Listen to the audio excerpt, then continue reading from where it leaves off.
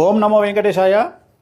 2026 అంటే ఈ సంవత్సరము మే 25వ తేదీ నుండి తమిళ సాంప్రదాయం ప్రకారము జూన్ 2వ తేదీ అంటే వచ్చిన 2వ తేదీ మన సాంప్రదాయం ప్రకారము గురు మార్పు, గురు పైచి అనేది కనిపిస్తూ ఉంది. మనకు మిథున రాశి నుండి కర్కాటక రాశిలోకి ప్రవేశము మరియు సెప్టెంబర్లో కర్కాటక రాశి నుండి సింహరాశి ప్రవేశము అనేటువంటిది కనిపిస్తూ ఉంది.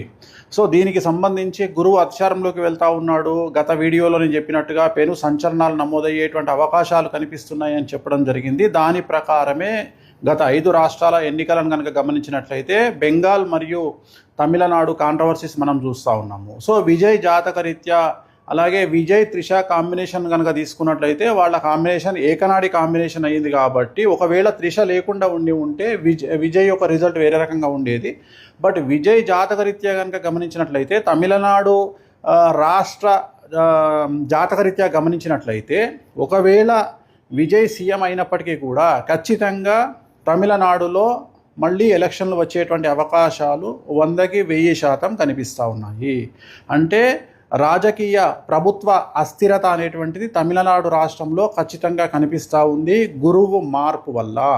ఎందుకంటే గురువు మారినటువంటి రాశిని బట్టి తీసుకుంటే, రాష్ట్రం యొక్క రాశిని బట్టి తీసుకుంటే పెను సంచలనాలు ఆ గురువుకు సంబంధించినటువంటి రాష్ట్రాలలో ఏర్పడేటువంటి అవకాశాలు కనిపిస్తూ ఉన్నాయి. దాని కారణం చేత తమిళనాడు రాష్ట్రంలో ఖచ్చితంగా మళ్ళీ తిరిగి ఎలక్షన్లు వచ్చేటువంటి అవకాశం కనిపిస్తూ ఉంది.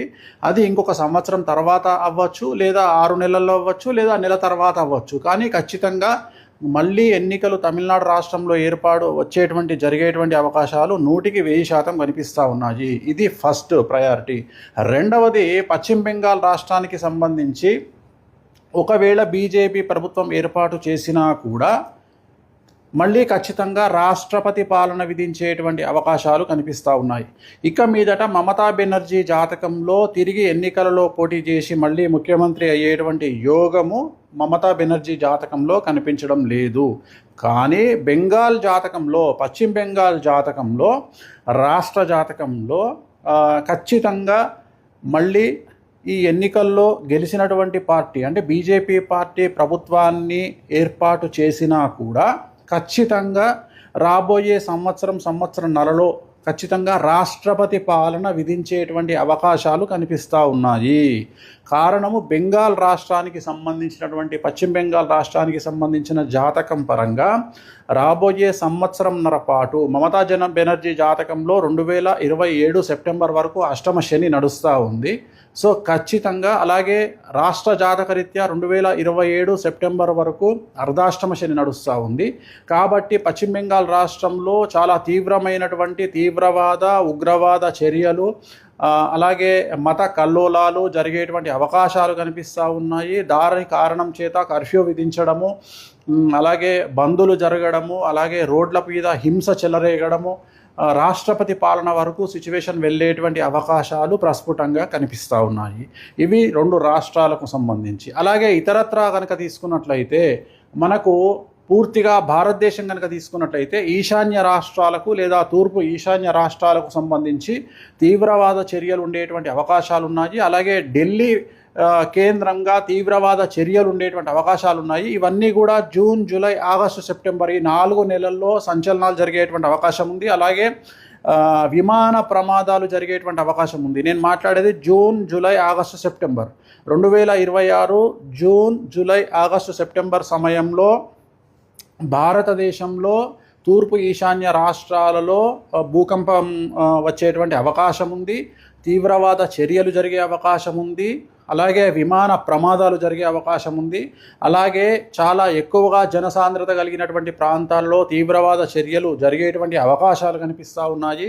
అలాగే ఈ 4 నెలల్లో 2026 జూన్, జూలై, ఆగస్టు, సెప్టెంబర్ సమయంలో విమాన ప్రమాదములు జరగడము, ప్రముఖ వ్యక్తి విమాన ప్రమాదంలో చనిపోవడము, లేదా ఈ 4 నెలల్లో ప్రముఖ వ్యక్తి, అది సెలబ్రిటీ, రాజకీయాలు అవ్వచ్చు, సినిమా అవ్వచ్చు, ఇంకోటి అవ్వచ్చు, కాంట్రవర్షియల్ డెత్ ఉండేటువంటి అవకాశాలు ఉన్నాయి.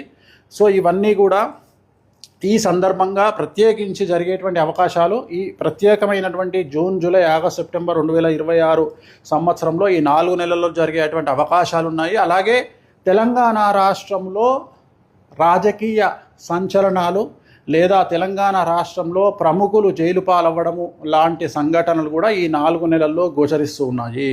అలాగే ఈ సంవత్సరం కనుక తీసుకున్నట్లయితే ముఖ్యంగా వ్యక్తిగతమైనటువంటి అంశాల జోలికి వచ్చినట్లయితే నేను ఇంతకు ముందు నుండి సంవత్సరం నుండి చెప్తా ఉన్నా గురువు అతిచారంలోకి వచ్చినప్పుడు సంచలనాలు ఉంటాయని.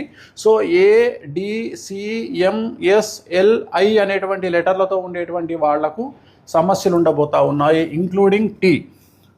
సో ఈ లెటర్లతో ఉండేటువంటి వ్యక్తిగతమైనటువంటి జాతకులకు, అలాగే సింహరాశి, మీనరాశి, మేషరాశి, కుంభరాశి వాళ్లకు విపరీతమైన సమస్యలు ఉండబోతున్నాయి.